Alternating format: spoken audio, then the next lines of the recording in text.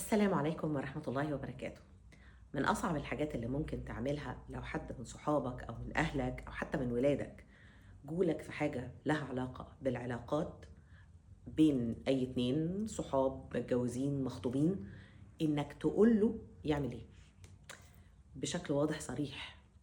سيب، استحمل، طلق، كمل.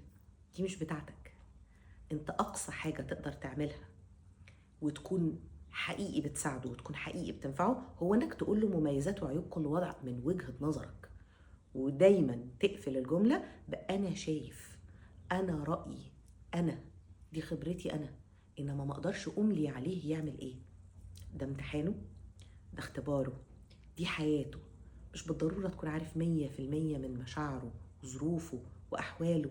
عرفه، فهمه، وضح له اللي ممكن يكون مش شايفه وهو في وسط المشكلة، وخد خطوة لورا واحترم قدرته على صناعة القرار.